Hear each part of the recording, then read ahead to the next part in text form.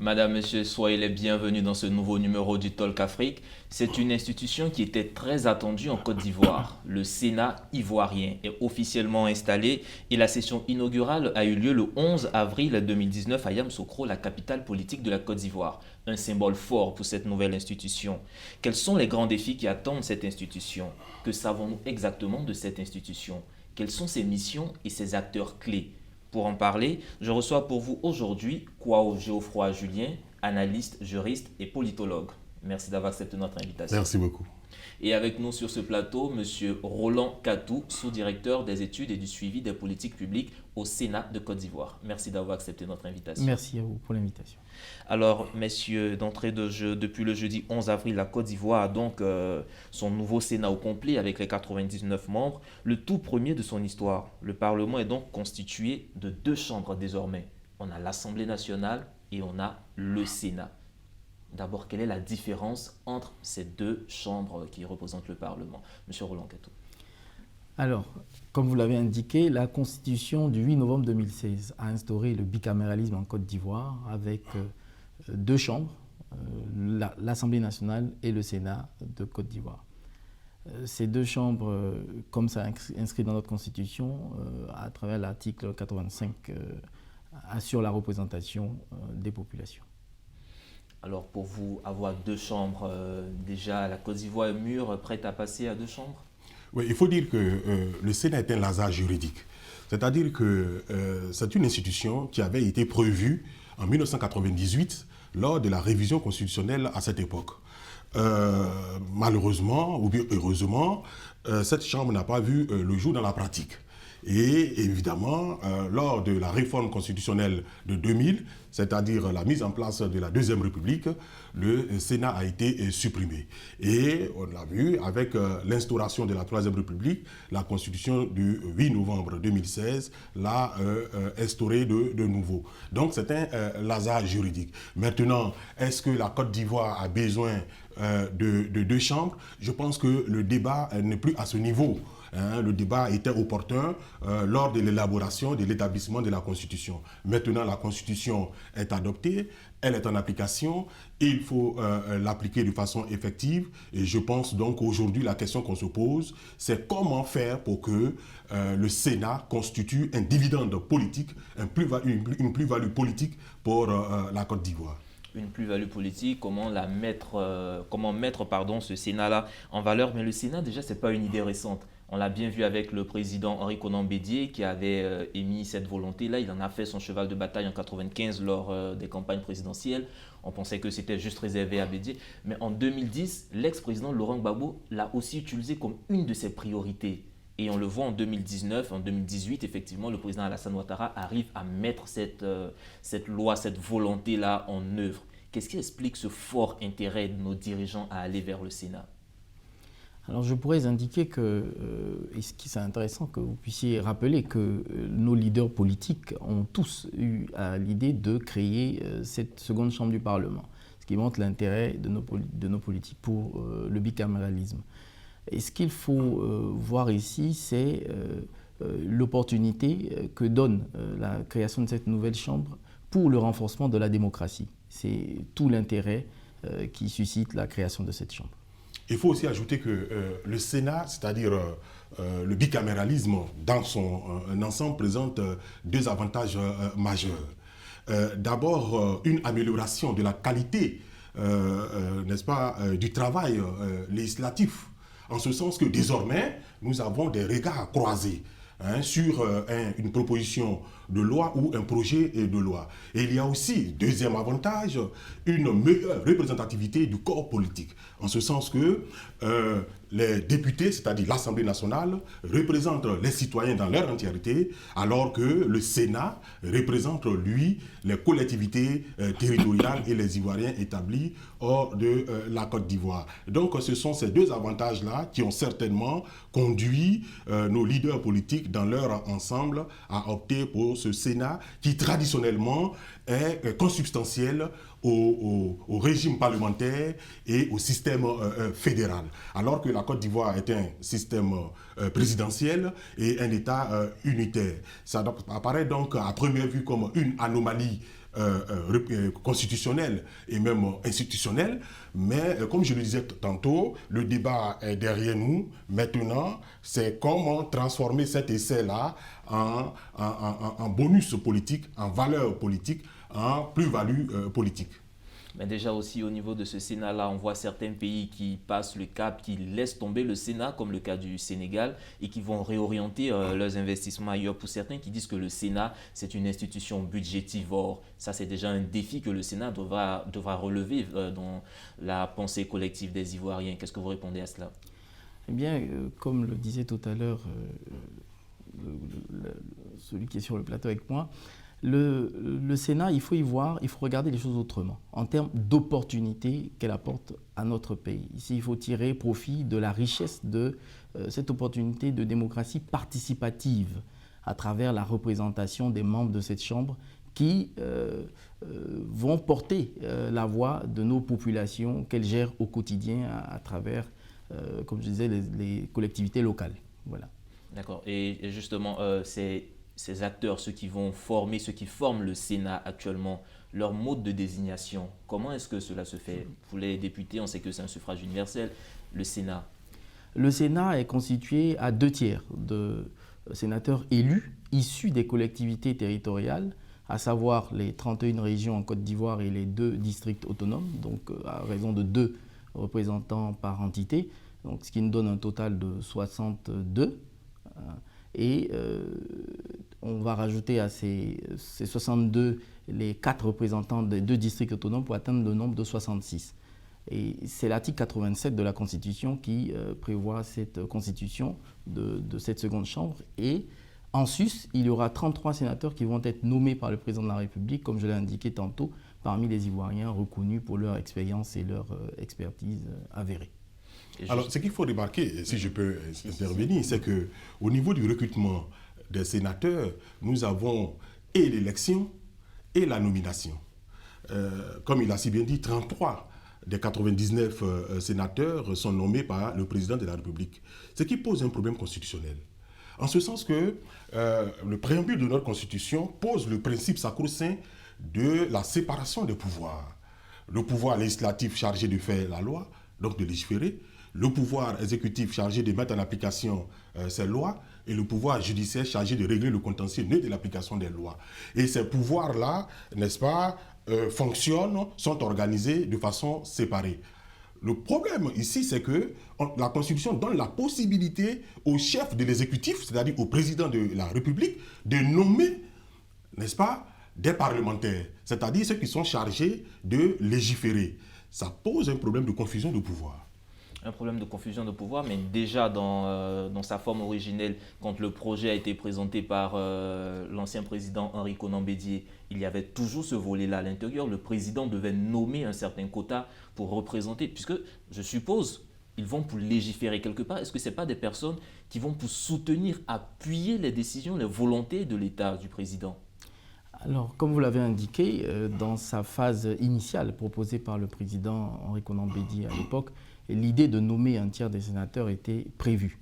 Et je pense que le débat sur la nomination des 33 sénateurs par le président de la République tel que posé est une question qui est résolue. Dès lors que les 33 sénateurs sont nommés par le président de la République, ils appartiennent au pouvoir législatif. Donc, ils vont exercer leur mandat parlementaire dans le pouvoir législatif.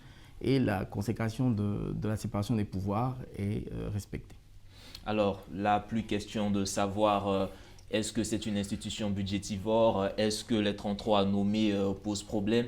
Maintenant que le Sénat est installé et que tous ces débats sont derrière nous, quels sont les grands chantiers qui attendent le Sénat de Côte d'Ivoire? Eh bien, les chantiers du Sénat résident dans les missions du Sénat et la Constitution également l'explique clairement. Le Sénat, comme l'Assemblée nationale, a pour mission de voter les lois, de consentir l'impôt, de contrôler l'action gouvernementale et d'évaluer les politiques publiques. En sus, pour le Sénat, de représenter les collectivités territoriales et les Ivoiriens établis hors de Côte d'Ivoire. C'est cette mission que le Sénat entend mettre en œuvre à travers le travail parlementaire. Voilà. Alors, est-ce que vous avez une autre vision de ce que le Sénat doit être? Non, pas de division. Le Sénat fait partie du Parlement. Et le Parlement, son rôle premier, c'est de légiférer. Ensuite, c'est de contrôler l'action gouvernementale, c'est-à-dire interpeller de temps à autre le gouvernement par des questions orales et écrites pour dire au gouvernement d'ajuster, n'est-ce pas, sa politique gouvernementale. Et donc, c'est pourquoi beaucoup de nos concitoyens ne voient pas l'utilité du Sénat, parce que le Sénat joue le même rôle que l'Assemblée nationale. Voici le problème. Seulement, comme je le disais tout à l'heure, il y a maintenant deux regards différents. Un exemple concret. Le président de la République dépose un projet de loi. Le projet de loi est déposé simultanément, ou bien selon la nature du projet de loi, soit prioritairement devant l'Assemblée nationale et ensuite devant le Sénat. Et les deux, n'est-ce pas, essaient d'étudier le projet ou la proposition de loi et vont adopter ensemble la loi ou, n'est-ce pas, la rejeter. C'est le même travail. Seulement, au lieu d'une seule personne à l'époque, avant, maintenant, nous avons deux personnes. C'est pour cela que beaucoup de nos concitoyens pensent que c'est une institution budgétivore. Je partage leur point de vue, mais je pense qu'aujourd'hui, il appartient au Sénat, aux sénateurs, de montrer aux Ivoiriens, aux plus sceptiques quant à l'utilité de cette institution, qu'ils se sont trompés en jouant un rôle politique important dans l'élaboration de lois qui vont dans le sens de l'amélioration du quotidien des Ivoiriens et de contrôler, surtout de contrôler l'action gouvernementale en interpellant souvent de fois les membres du gouvernement. Malheureusement, la nature du régime politique ivoirien ne permet pas au Sénat, encore moins à l'Assemblée nationale, d'aller beaucoup plus loin, en ce sens que le gouvernement n'est pas responsable devant le Parlement, comme par exemple au Mali. Et donc, même si les sénateurs voulaient jouer vraiment leur rôle, juridiquement et politiquement, ils sont handicapés. Juridiquement, ils sont handicapés. Est-ce que vous partagez ce point de vue? Non, je ne pense pas. Je voudrais rapidement renchérir, pas renchérir, mais rajouter quelque chose pour dire que je suis totalement d'accord sur le fait que le Sénat représente, avec à l'intérieur des représentants des collectivités territoriales, qui a pour vocation donc de porter les projets de développement de nos populations. C'est donc cette opportunité qu'il faut voir, ce deuxième regard, ce deuxième niveau de contrôle instauré par la Constitution du 8 novembre 2016. C'est cela qu'il faut voir et c'est cela qui est important pour améliorer, comme il a dit tout à l'heure, la qualité de la loi. Mais déjà, est-ce que quelque part, il n'y a pas, vous ne vous mâchez pas un peu sur les plates-bandes, les sénateurs et les députés? Puisque vous faites le même travail, le contrôle de l'action de l'État. Quelle est la particularité, la petite touche du Sénat?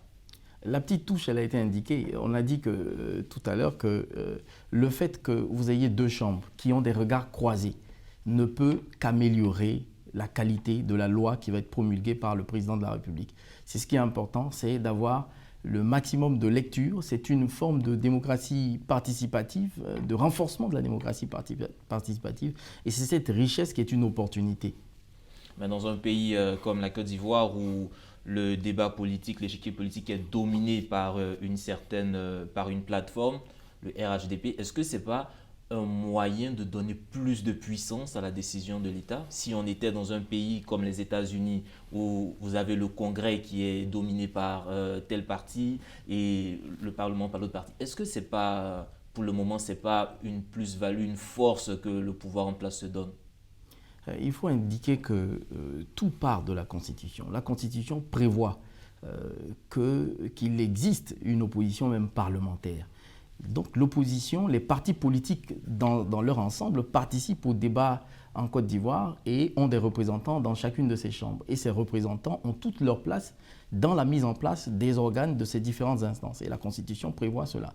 Alors il y a de la voix pour toutes les sensibilités politiques, qu'elles soient majoritaires ou qu'elles soient minoritaires, mais toutes les sensibilités politiques se retrouvent à l'intérieur. Oui, mais votre question est pertinente, en ce sens que si nous regardons bien lors des élections sénatoriales de mars 2018, le RHDP a eu 50 sénateurs sur 66. Et après, on a vu, dans la pratique politique, beaucoup de sénateurs indépendants ont rejoint le RHDP. Et donc, ce qui veut dire qu'aujourd'hui, nous avons un Sénat monocolore, en ce sens que les 33 autres ont été nommés par le président de la République. Évidemment, le nommé rend toujours compte au nommant. Et donc, votre question est pertinente. Ça va poser un problème réel de contrôle démocratique de l'action gouvernementale.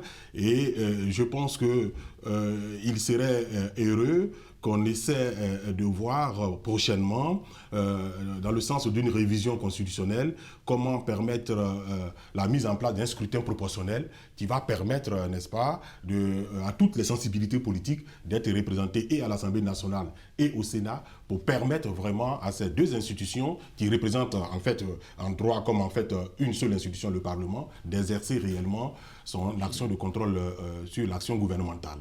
Alors, vous voulez ajouter quelque chose ? Oui, juste rajouter que depuis le mois de décembre, un groupe parlementaire a été créé et la notification a été faite et publiée au journal officiel de Côte d'Ivoire, de la République de Côte d'Ivoire, à savoir le groupe parlementaire PDCI.